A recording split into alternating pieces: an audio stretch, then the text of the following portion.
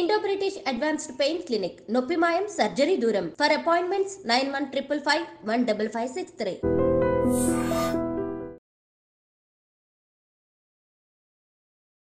నమస్తే, నేను Kavitha. Welcome to I dream. Sandhya theatre దగ్గర జరిగినటువంటి ఒక దుర్ఘటనలో ఒక మహిళ ప్రాణాలు పోయాయి. ఒక చిన్నారి ఇంకా హాస్పిటల్లోనే ఉన్నాడు, ఐసీయూలో. ఈ నేపథ్యంలోనే పోలీసులు హీరో అల్లు అర్జున్ని అరెస్ట్ చేశారు, నాంపల్లి కోర్టులో ప్రవేశపెట్టారు, 14 రోజుల రిమాండ్ కూడా విధించారు.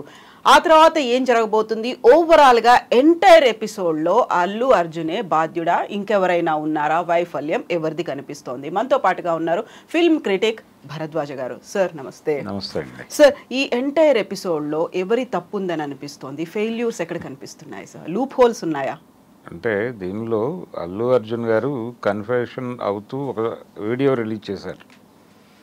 ఆ వీడియోలో చాలా స్పష్టంగా ఆయన చెప్పింది ఏంటంటే, ఇది ఒక పొరపాటుగా చిత్రీకరించే ప్రయత్నం చేశాడు ఆయన. అంటే ఎవరి పొరపాటు అనేది ఎక్కడ కూడా రివీల్ చేయలే. అంటే యూనిట్ తప్పు ఉందని ఆయన ఎక్కడ చెప్పుకోలేదు. అంటే ఆత్మ పరిశీలన లేదు. తప్పు ఎవరి వలన జరిగింది? ఆ టికెట్లు వాళ్ళు నిజానికి చాలా ప్రీమియర్ క్లయింట్లు, వాళ్ళకి 1200 పెట్టి టికెట్ కొనుక్కున్నారు కాబట్టి కన్సిడర్ చేయాలి. వాళ్ళ భద్రత, వీళ్ళ బాధ్యత. అది లేదు, వీళ్ళకి ఆ స్పృహ లేదు. ఆ స్పృహ లేకుండా తక్కువ స్పేస్లో ఒక ఈవెంట్ క్రియేట్ చేసే ప్రయత్నం చేశారు వీళ్ళు. ఆ ఈవెంట్ క్రియేట్ చేస్తూ అభిమానులను కూడా పిలిచారు అక్కడికి. పిలిచి ఒక అన్వాంటెడ్ రష్ క్రియేట్ చేశారు వీళ్ళు. దాని వలన ట్రాఫిక్ ఇబ్బంది అయింది. ట్రాఫిక్ పోలీసులు రియాక్ట్ అయ్యి జనాలని లోపలికి పంపు చేశారు. దాంతో ఈ ప్రెజర్ తట్టుకోలేక అక్కడ నిలబడే ప్లేస్ లేక ఒత్తిడికి గురై ఆవిడ చనిపోయింది. ఇది జరిగింది. జనరల్గా గతంలో కూడా సినిమా హాళ్ళ దగ్గర చనిపోవటం అనేవి జరిగేవి. అంటే టిక్కెట్ల కోసం కౌంటర్లలో నిలబడి రష్ ఎక్కువైపోయి చనిపోయేవాళ్ళు. అది వాళ్ళ తప్పు. అంటే టిక్కెట్ల కోసం జనాలు కొట్టుకుని చనిపోతే అది ఎవరి మీదకి కేసు వెళ్ళదు. ఇది వేరే గొడవ. ఇక్కడ రష్ క్రియేట్ చేశారు మీరు. ఆ రష్ క్రియేట్ చేసింది ఎవరు? యూనిట్టే క్రియేట్ చేసింది. అంటే ఈ ఈవెంట్ చేయటం ద్వారా సినిమాకు ఒక బజ్ క్రియేట్ చేయదలుచుకున్నారు. ఒక వ్యాపార ప్రయోజనం కోసం మీరు ఆ థియేటర్కి రావటం అనే దాన్ని ఈవెంట్ చేయదలుచుకున్నారు. అందుకు ఖచ్చితంగా బాధ్యత వహించాలి వాళ్ళు. అందుకని ఆ అమ్మాయి సహజ మరణము అనే హక్కు ఎవరికీ లేదు. ఒక రకంగా ఆ అమ్మాయిది హత్యగానే భావించాల్సి ఉంటుంది. అక్కడ స్పేస్ ఎంత ఉంది, మనం ఆ ఈవెంట్ చేయడానికి తగిన వాతావరణం ఉందా అక్కడ అని చెక్ చేసుకోవాలి ముందు వీళ్ళు. ఆ చెక్ లేకుండా అక్కడ ప్రోగ్రాం పెట్టారు వీళ్ళు. సంధ్యా థియేటర్లో సినిమా చూడటం అనేది న్యాచురల్. క్రాస్ రోడ్స్లో ఏ థియేటర్లో సినిమా రిలీజ్ అయినా హీరోలు వెళ్ళి చూస్తారు, అది కామన్ అని చెప్పాడు ఆయన బాధ్యతారాహిత్యంతో. చూడొచ్చు, అంటే థియేటర్ లోపలికి వెళ్ళిపోయి చూడాలి. బయట మీరు ప్రదర్శన చేయకూడదు. బయట ప్రదర్శన. రెండోది, అభిమానుల్ని పిలిచి హడావిడి క్రియేట్ చేసింది మీరు. మీ పిఆర్ టీం పిలిస్తేనే ఫ్యాన్స్ వచ్చారు అక్కడికి. కాబట్టి ఈ కేసులో అల్లు అర్జున్ని, థియేటర్ వాళ్ళని మాత్రమే పెట్టారు, కానీ ఈ ప్రోగ్రామ్ డిజైన్ చేసిన వాళ్ళని కూడా అక్యూజ్డ్గా చేర్చాల్సిన అవసరం అయితే ఉంది. రెండోది, ఇప్పుడు వినిపిస్తున్నటువంటి మాట ఏంటంటే రిమాండ్ ఇవన్నీ జరిగిపోయినాయి. పోలీసులు అసలు ఇంతకాలం ఎందుకు తాత్సారం చేశారు? అరెస్టు కోసం విద్యార్థి సంఘాలు థియేటర్ ముందు ధర్నా చేసినాయి. ఆ రోజున ఎవరూ పట్టించుకోలేదు. ఆయన సక్సెస్ మీట్లు ఇవన్నీ చేసుకున్నాడు. నిజానికి సక్సెస్ మీట్లో మాట్లాడేటప్పుడు ఆయన మొహంలో జోష్ లేదు. అంటే ఆయన బ్రెయిన్లో రన్ అవుతోంది, ఏదో జరుగుతోంది అనేది ఆయన కొంత ఉంది. స్మెల్ చేశాడు తను. అంటే తను ఓవరాల్గా తను వెళ్ళిపోయి సరెండర్ అవ్వాలని కూడా అనుకొని ఉండొచ్చు, కానీ నువ్వేం పట్టించుకోక ఏం జరగదు అని ఫ్యామిలీ నుంచి చెప్పి ఉండొచ్చు. దానికి సంబంధించిన ఒక ఘర్షణ ఏదో ఉంది అతనిలో, అందుకని అలా ఉన్నాడు జోష్ లేకుండా. ఇప్పుడు జరిగింది, అరెస్ట్ జరిగింది. అంటే ఆయన మీద పెట్టిన సెక్షన్స్ నాన్ బెయిలబుల్ సెక్షన్స్ కాబట్టి అరెస్టు జరిగి తీరాలి. ఇతను ఇచ్చినటువంటి ఫిర్యాదు మేరకు కేసు నమోదైంది అనేది ఎస్టాబ్లిష్ అయింది. దీంతోపాటు సపోర్టివ్గా ఒక అడ్వకేట్ కూడా ఎవరో ఎంటర్ అయ్యారు దానిలోకి. కాబట్టి ఇప్పుడు ఆ ఫిర్యాదు చేసినటువంటి వ్యక్తి, ఆ రోజున కంప్లైంట్ ఇచ్చినటువంటి ఆ బాధితురాలి భర్త, ఇందులో ఆయన పాత్ర ఏమీ లేదని మాట్లాడుతున్నారు. ఇప్పుడు అవును, నేను ఫిర్యాదు వెనక్కి తీసుకుంటానని కూడా మాట్లాడుతున్నాడు ఆయన. కానీ ఇవన్నీ కూడా రేపు కోర్టులో జరగాలి. ముందైతే కేసు అడ్మిట్ చేసుకున్నారు వాళ్ళు. అడ్మిట్ చేసుకున్న తర్వాత కోర్టులోనే జరగాలి వాదనలు ఏవైనప్పటికీ. రిలీజ్ అయిపోయిన తర్వాత కేసు విత్డ్రా చేసుకుంటానన్నా ఏమన్నా అప్పటికి ఇంకా అయిపోయింది, నష్టం జరగాల్సింది జరిగిపోయింది. కాబట్టి అతను ఒక అంశం భయపెట్టి ఉండొచ్చు అతన్ని. ఆయన 25 lakhs అనౌన్స్ చేశాడు. ఇప్పుడు ఈ అరెస్ట్ జరిగింది కాబట్టి 25 lakhs ఇస్తారో ఎవరో అనే సందేహంతో ఆయన గందరగోళానికి గురై ఆ మాటలు మాట్లాడుతున్నాడేమో అని నేను అనుకుంటున్నాను. కానీ అల్లు అర్జున్ బాధ్యత ఖచ్చితంగా ఉంది దానిలో. అంటే ఈ ప్రోగ్రామ్ డిజైన్ అయ్యేటప్పుడు అతను చెప్పాలి కనీసం. సార్, ఇప్పుడు సోషల్ మీడియాలో ఒకటి వైరల్గా ఒక లెటర్ సర్క్యులేట్ అవుతుంది. December 4th పుష్ప 2 రిలీజ్ అవుతుంది కాబట్టి December 2nd సంధ్యా థియేటర్ యాజమాన్యం పోలీసులకు లేఖ రాసిందని, అక్కడికి హీరో హీరోయిన్లు ఇతర విఐపీలు వస్తున్నారు, బందోబస్తు కల్పించండి అని లెటర్ రాస్తే పోలీస్ అధికారులు ఒక ముద్ర కూడా వేశారు, లైసెన్స్ అంటే ఒక పర్మిషన్ ఇచ్చారు అనేది.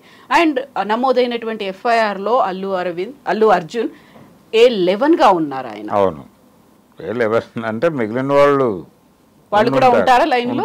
ఉంటారు. అంటే థియేటర్ ప్రస్తుతానికి బయట నుంచి వినిపిస్తున్న మాట అయితే థియేటర్ యాజమాన్యాన్ని అర్జున్ని మాత్రమే చేర్చారు అని. దీనిలో ఈ డిజైనింగ్లో ప్రొడ్యూసర్లు కూడా ఉండుండొచ్చు. అలాగే ఈయన PR టీం ఉంది. ఈ PR టీమే ఎవరైతే మెసేజ్లు పంపించారో వాళ్ళని కూడా ఈ కేసులో పెట్టాల్సిన అవసరం ఉంది. పెడితే నిజానికి దీనివలన ఒక గుణపాఠం ఇండస్ట్రీకి. ఫర్దర్గా ఇలాంటి కార్యక్రమాలు నిర్వహించేటప్పుడు అక్కడ ప్రేక్షకుల భద్రత ఏమిటి అనేది చెక్ చేసుకోవాలి వీళ్ళు. ఆ ప్రేక్షకుల భద్రత కల్పించగలము అనుకుంటే ఈవెంట్ చేయాలి. అక్కడ మీరు ఆల్రెడీ ప్రీ రిలీజ్ ఈవెంట్లు ఇవన్నీ చేస్తున్నారు, కానీ ప్రతిదీ ఈవెంట్గా మార్చే ప్రయత్నం చేసి దాన్ని ఎక్కడో ప్రమోట్ చేసి వ్యాపార ప్రయోజనం పొందాలనుకున్నారు. ఈ వ్యాపార ప్రయోజనము అనేది ప్రధానం ఇక్కడ. వాళ్ళ వ్యాపార ప్రయోజనం కోసం ఒక మహిళ కన్ను మూసింది. ఇది కేవలం హత్యగానే చూడాల్సి ఉంటుంది ఖచ్చితంగా. కాబట్టి ఒక హత్య జరిగినప్పుడు దాన్ని ఎవరు చేశారు ఏమిటి అనేది ఒక విచారణ జరగాలి. అతను విత్డ్రా చేసుకున్నప్పటికీ ఫిర్యాదు ఆ స్టేషన్ పరిధిలో జరిగినటువంటి నేరం కాబట్టి పోలీసులు బాధ్యత తీసుకొని కేసు నడపాల్సిన అవసరం ఉంటుంది. అందుకని అంత ఈజీ కాదు ఇది, బయటకు రావటం అనేది అంత ఈజీ కాదు. కాకపోతే అతను బయట ఉంటాడు, విచారణకు సహకరిస్తాడు, వాయిదాలకు వస్తాడు, ఎగ్గొట్టడు, పారిపోడు, దేశం వదిలి వెళ్ళిపోడు, ఇవన్నీ కోర్టుకి విన్నవిస్తారు. అలాగూ లాయర్ గారు విన్నవించిన తర్వాత కన్సిడర్ చేసి బెయిల్ ఇవ్వచ్చు. బెయిల్ ఇచ్చాక షూరిటీలు పెట్టుకుని బయటకు వెళ్ళిపోతారు వీళ్ళు. ఇదంతా అంటే కేసు ఎప్పుడు బెంచ్ మీదకి వస్తుంది, ఎప్పుడు ట్రయల్ జరుగుతుంది, ఎన్ని సంవత్సరాలు పడుతుంది అనేది చెప్పే పరిస్థితి కాదు. డెఫినెట్గా అంటే కోర్టులో కేసు ఫైల్ అయిన తర్వాత అది ఈ టైంలోనే జరగాలని లేదు. దాదాపు ఒక 6 సంవత్సరాలు 7 సంవత్సరాలు టైం కూడా పట్టొచ్చు ఈ కేసు తేలటానికి, ఫైనల్ జడ్జిమెంట్ రావడానికి. అప్పటికి వీళ్ళు కూడా ప్రూవ్ చేయాలి. అంటే వీళ్ళు కూడా కొన్ని సాక్ష్యాధారాలని ప్రవేశపెట్టాలి కోర్టుకి. వీడియోలు ప్రవేశపెట్టిన విట్నెస్గా అంటే ఎగ్జిబిట్లుగా వీళ్ళు కొన్ని వీడియోలు అవి పెడతారు, పేపర్ కటింగ్స్. వాటిగా కోర్టు సాక్ష్యాలుగా స్వీకరించదు. ఆ వార్తలు రాసినటువంటి జర్నలిస్టులు కూడా కోర్టుకు వెళ్ళి చెప్పాలి. అంటే మేము అక్కడ షూట్ చేసినప్పుడు ఉన్నది ఈయనే అని వీళ్ళు చెప్పాలి. ఈ వార్త రాసింది మేమే, అలాగే మేము షూట్ చేస్తున్నప్పుడు ఉన్న వ్యక్తి ఈయనే అని వీళ్ళు గుర్తించాలి. ఆయన్ని బోన్లో నిలబడినప్పుడు గుర్తించినప్పుడు మాత్రమే వీళ్ళు ఎగ్జిబిట్లన్నీ సాక్ష్యాలుగా స్వీకరిస్తుంది కోర్టు. అప్పుడు శిక్ష పడుతుంది ఆయనకి. అక్కడ దాకా లేదు, ఈ లోపలనే మేనేజ్ చేస్తారు వీళ్ళు. అంటే ఇప్పుడు జరిగే కేసులన్నీ కూడా కేసు మెరిట్స్ మీద గెలవటం అనేది జరగటం లేదు, సాక్షుల్ని మేనేజ్ చేయటం ద్వారా గెలుస్తున్నారు కేసులు. కాబట్టి ఈ సాక్ష్యాలన్నింటినీ కూడా మేనేజ్ చేస్తారు. అప్పటికి వీళ్ళెవరూ కూడా ఆ రోజు ఈయన అక్కడ లేరు అని కూడా చెప్పొచ్చు. సార్ ఎలా చెప్తారు సార్, సోషల్ మీడియాలో అన్ని వీడియోస్ వైరల్ గా సర్క్యులేట్ అయిపోయాయి, కోర్టు ఇవన్నీ చూడదు. ఆ రోజు వాళ్ళు ఏం చెప్పారు బెంచ్ అక్కడ నిలబడి అనేదే చూస్తుంది. అందుకని ఏం చేయడానికైనా అవకాశం ఉంది. ఈ కేసులో ఆయనకేదో శిక్ష పడిపోతుందని నేనైతే అనుకోవడం లేదు. పడితే మంచిదే. ఎందుకంటే ఆ జరిగిన దానిలో నేను ఇన్నోసెంట్ని అని చెప్పే ప్రయత్నం చేశాడు ఆయన. ఆ వీడియోలోనూ ఆ ప్రయత్నమే చేశాడు. అలాగే సక్సెస్ మీట్లో మాట్లాడాడు ఆయన. ఆ బైట్లో కూడా అదే ఉంది. అంటే అనుకోకుండా జరిగిపోయింది, నాకు అసలు ఆ స్పృహ లేదు అనేసి. తర్వాత అక్కడి నుంచి వచ్చేసిన తర్వాత ఎవరో చెప్పారు నాకు, 2 days తర్వాత రిలీజ్ అయ్యారు. ఆ అమ్మాయి ఎవరో చనిపోయారు అని ఎవరో చెప్తే విన్నాను నేను అని అన్నాడు ఆయన. ఇది ఖచ్చితంగా బాధ్యత రాహిత్యమే. అంటే ఆ స్పేస్ ఎంత ఉంది అనేది వాళ్ళకి తెలియాలి ముందు. ఇప్పుడు అక్కడ 200 పైన కార్లు ఉన్నాయి, ఒక గేటు క్లోజ్ అయి ఉంది, బ్లాక్ అయి ఉంది కార్లతో, ఒక గేటే ఉంది. ఆ ఒక గేట్ నుంచి వెళ్ళేవాళ్ళు వచ్చేవాళ్ళు ఉండాలి. ఆల్రెడీ లోపల ఒక 20 కార్లు బ్లాక్ అయి ఉంది అక్కడ కూడా. ఈ కండిషన్లో మీరు అభిమానులు బయట ఎందుకు అభివాదం చేయాలి? మీరు థియేటర్లోకి వెళ్ళిపోయి రహస్యంగా ఉండి మీకు విపరీతమైన పాపులారిటీ ఉంది, మీరు లోపలికి వెళ్ళి థియేటర్లో కూర్చోండి సేఫ్ జోన్లో. సినిమా మొదలైన తర్వాత మధ్యలో వెళ్ళి అపియర్ అవ్వండి వేదిక మీద, ప్రజలతో ఇంటరాక్ట్ అవ్వండి, సినిమా ఎలా ఉంది అని అడగండి, వాళ్ళు అద్భుతంగా ఉందని చెప్తే ఆనందించండి, బయటకు వచ్చేయండి. సినిమా క్లైమాక్స్ కంటే ముందు వెళ్ళిపోండి. ఎవరైనా చేసేది అదే. ఇప్పుడు ఆయన చెప్పినట్టుగా ప్రతి హీరో ఇక్కడికి వచ్చి చూస్తారు అని చెప్పాడు ఆయన. వాళ్ళు ఇలా చేయరు, బయట గొడవ చేయరు, లోపల హడావిడి చేస్తారు. అది వాంటెడ్గానే జరుగుతుంది. సీట్లో సెటిల్ అయిపోయిన తర్వాత అక్కడ ఒక స్పేస్ ఉంటుంది, ఖాళీగా ఉంచుతారు. అలాగే అక్కర్లేదండి, ఎవరి సీట్లో వాళ్ళు ఉంటారు, అరుస్తారు, కేకలు పెడతారు, అయిపోతుంది, కూర్చుంటారు. బయట జరిగేసరికి ఇష్యూ అయింది ఇది. ఈ బయట చేయాలి అనే ఈవెంట్ని ఎవరైతే డిజైన్ చేశారో వాళ్ళని లోపల పెట్టాలి. ఇప్పుడు యాక్చువల్గా అది ఆయనకు తెలియకుండా జరిగి ఉంటుందని నేనైతే అనుకోవడం లేదు. అల్లు అర్జున్కి డెఫినెట్గా తెలుసు. అతను కూడా జోష్లో ఉన్నాడు, సినిమా ప్రమోట్ చేయాలి అనే జోష్లో ఉన్నాడు. ఇప్పుడు అది చాలా వేగంగా రికార్డులు బద్దలు కొట్టిందని చెప్తున్నారు. యాక్చువల్గా 3వ ప్లేస్లో ఉంది ఆ సినిమా ఇప్పుడు కలెక్షన్ వైజ్ చూస్తే. కానీ వేగంగా 1000 కోట్లు అనే దగ్గర మేము రికార్డు నెలకొల్పామని చెప్తున్నారు వాళ్ళు. ఈ వేగంగా 1000 కోట్లు కొల్లగొట్టడం అనే ప్రోగ్రాంలో భాగంగా జరిగిన సంఘటన ఆ హడావిడి. అందుకని అల్లు అర్జున్ నేను అమాయకుడిని అంటే అది కుదిరే వ్యవహారం కాదు. సార్, ఇప్పుడు బెనిఫిట్ షోలో ఇలాంటి ఒక దుర్ఘటన జరిగింది కాబట్టి ఇమ్మీడియట్గా తెలంగాణ గవర్నమెంట్ రెస్పాండ్ అయింది. మేము బెనిఫిట్ షోలను రద్దు చేస్తున్నాము, పర్మిషన్స్ ఇవ్వము అనేది. ఈ ఇన్సిడెంట్ తర్వాత అటు ఎగ్జిబిటర్లు కావచ్చు, ఇటు ప్రొడ్యూసర్లు కావచ్చు, పిఆర్ టీం కావచ్చు, హీరోలు వీళ్ళంతా ఏం నేర్చుకోవాలి సార్? అంటే బెనిఫిట్ షోస్ రద్దు చేయటం వల్ల ఇలాంటి సంఘటనలు జరగవు అనేది ఒక అమాయకత్వం. ఎందుకంటే రిలీజ్ అయిన రోజు సెకండ్ షోకి సాధారణమైనటువంటి జనాలందరూ ఉండగా హీరో వెళ్ళి బయట నిలబడి షో చేస్తే అప్పుడు కూడా ఇలా చనిపోవచ్చు. కాబట్టి అది కరెక్ట్ కాదు. మీరు వాళ్ళకి ఒక స్టాండింగ్ ఇన్స్ట్రక్షన్ ఇవ్వాలి. అదేంటంటే అక్కడున్న స్పేస్ని బట్టి మీరు చేసేటువంటి కార్యక్రమం ఏ రేంజ్లో చేయాలి అనేది మీరు ఒక డిజైన్ చేసుకోండి. ఎవరికి ఏ రకమైనటువంటి ఇబ్బంది జరగకుండా ఉండేలాగా మీ కార్యక్రమం ఉండాలి. అలా డిజైన్ చేసుకున్నప్పుడు మాత్రమే చేయండి, లేకపోతే ఆపేయండి. ఇప్పుడు ఐమాక్స్ దగ్గర పెట్టుకోవచ్చు, వాళ్ళు ఐమాక్స్ దగ్గర పెట్టుకుని ఆ పక్కన ఉన్నటువంటి ఖాళీ స్థలంలో మీరు విన్యాసాలు చేసుకోండి, జనం చూస్తారు, చప్పట్లు కొడతారు, అయిపోతుంది. అవకాశం ఉంది అక్కడ. అలా కాకుండా మీరు వచ్చి సంజయ్ థియేటర్లు అంటే అది యాక్చువల్గా 2 వీలర్ పార్కింగ్కి వాళ్ళు అవకాశం కల్పిస్తూ కట్టుకున్నటువంటి థియేటర్. అది ఒక పురాతన థియేటర్. అది కట్టినప్పటి పరిస్థితికి ఇప్పటికీ పరిస్థితులు మారిపోయినాయి. ఆ థియేటర్లో 500 టికెట్లు దిగితే కనీసం 250 కార్లు వస్తాయి. 250 కార్లను అకామిడేట్ చేయడానికి స్పేస్ లేదు అక్కడ.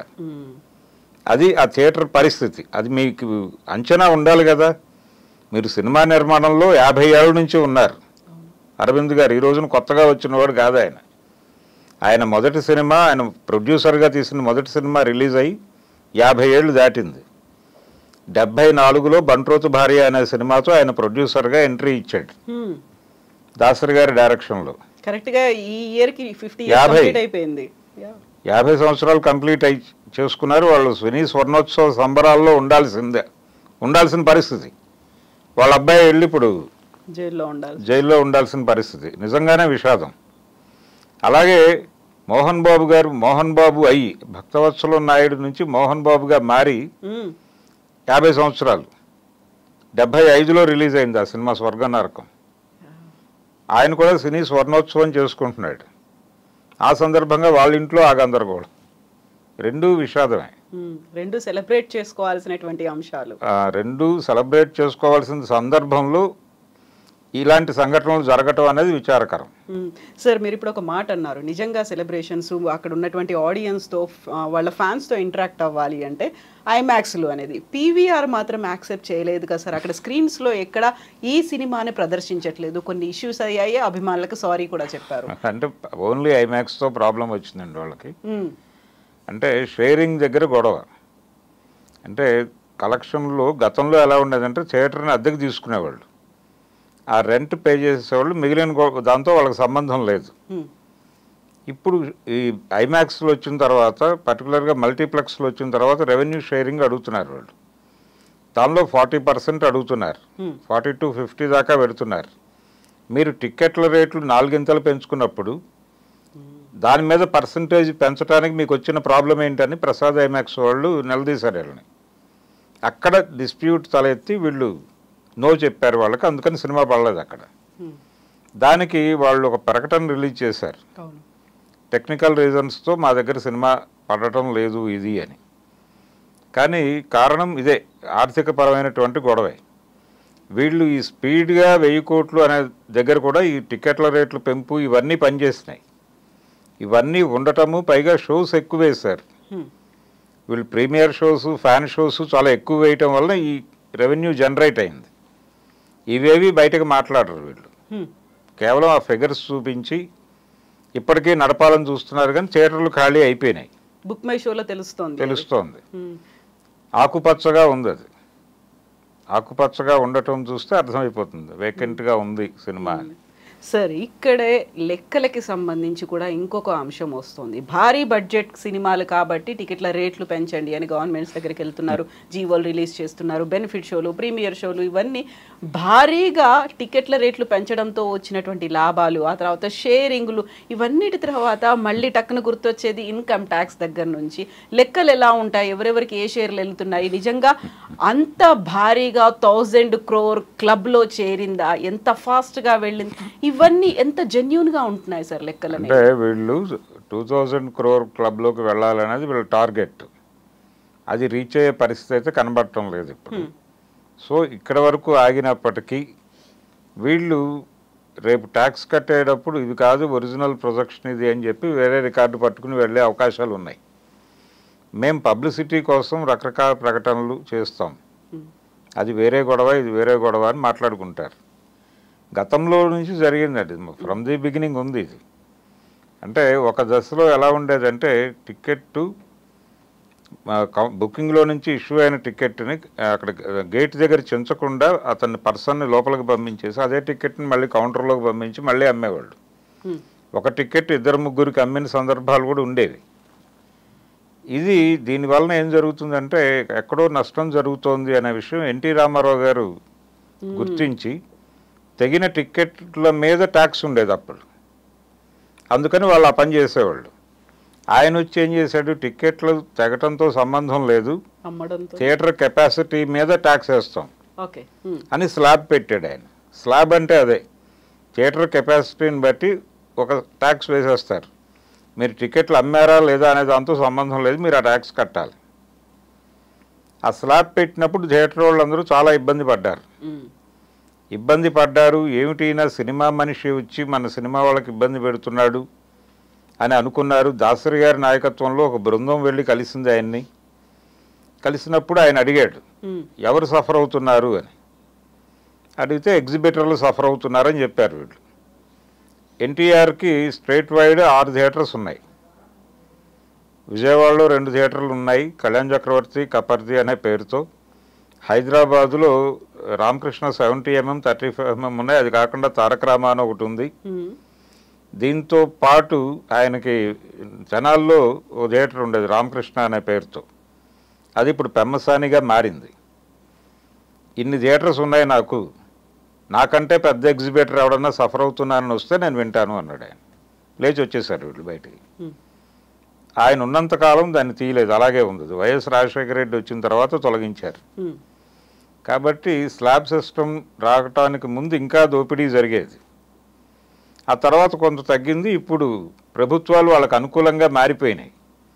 అంటే మేము 1000 రూపాయలకి టికెట్లు అమ్ముకున్నామన్నా వాళ్ళు ఓకే చెప్తున్నారు, 1500కి అమ్ముకుంటామన్నా ఓకే చెప్తున్నారు.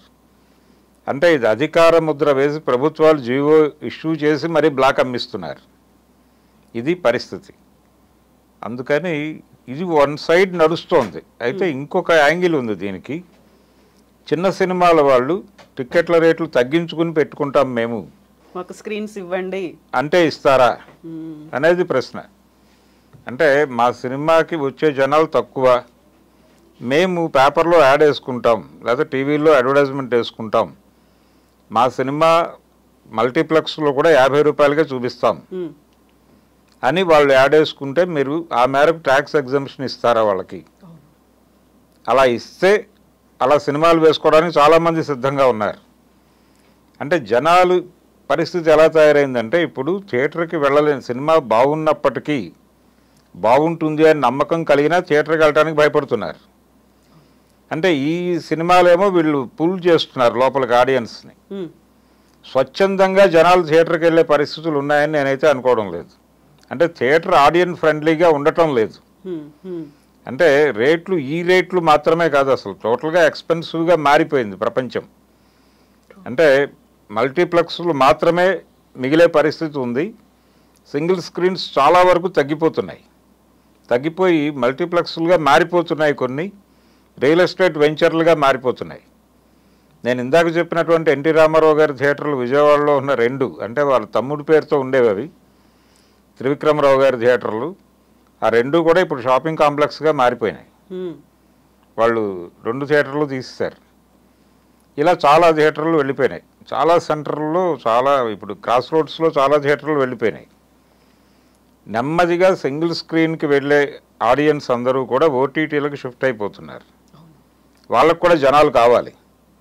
అందుకని ఇది వాంటెడ్గానే జరుగుతున్న కాన్స్పిరసీలా కనిపిస్తోంది. అంటే ప్రేక్షకుల్ని 2 డివిజన్లుగా మార్చేసి మల్టీప్లెక్స్ ఆడియన్స్ అలాగే ఓటీటీ ఆడియన్స్ అంతే. కాబట్టి ఆ రేట్లు అలాగే ఉంటాయి. మేము చిన్న సినిమా అంటే మీరు థియేటర్లో వేసుకోనక్కర్లేదు, స్ట్రైట్ అవే వెళ్ళిపోయి ఓటీటీలో పెట్టుకోండి అని చెప్పేస్తున్నారు. థియేటర్లో నా సినిమా ఆడాలి అనుకునేవాడికి ఇంకా థియేటర్ అనేది కలగా మిగిలిపోతుంది. ఈ పరిస్థితిని కూడా పట్టించుకోవాలి ప్రభుత్వాలు. పట్టించుకొని చిన్న సినిమాలకి కూడా స్క్రీన్స్ అడ్జస్ట్ చేసేటువంటి ఒక వెసులుబాటు కల్పించాలి. అలాగే ధరలు మీరు పెంచుకోవడానికి ఎలా అవకాశం ఇస్తున్నారో తగ్గించుకోవడానికి కూడా అవకాశం కల్పించండి. తక్కువ ధరల్లో వాళ్ళు సినిమా చూపించుకుంటారు. తక్కువ ధరలో సినిమా వేస్తున్నారని జనం పెడతారు.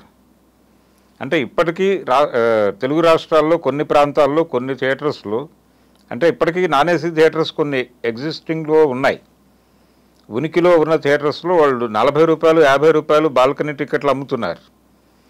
కొంతమంది ఈ పనులు చేసుకుని బతికేవాళ్ళు, రోజువారీ పని చేసుకుని బతికేవాళ్ళు, వాళ్ళు వాటికి వెడుతున్నారు. ఆ ఊళ్ళల్లో చాలా కంఫర్టబుల్గానే వెడుతున్నారు. ఆక్యుపెన్సీ ఉంది అక్కడ బలంగానే. అక్కడ ఎప్పుడో పాత సినిమాలు ఎన్టీ రామారావు గారివి, నాగయ్య గారి సినిమాలు వేసినా జనం వెళ్ళి చూస్తున్నారు. అంటే జనాలు సినిమా పట్ల విముఖతతో లేరు. ఇంత డబ్బులు ఖర్చు పెట్టి సినిమాకి వెళ్ళటం పట్ల వాళ్ళకి ఇబ్బంది ఉంది.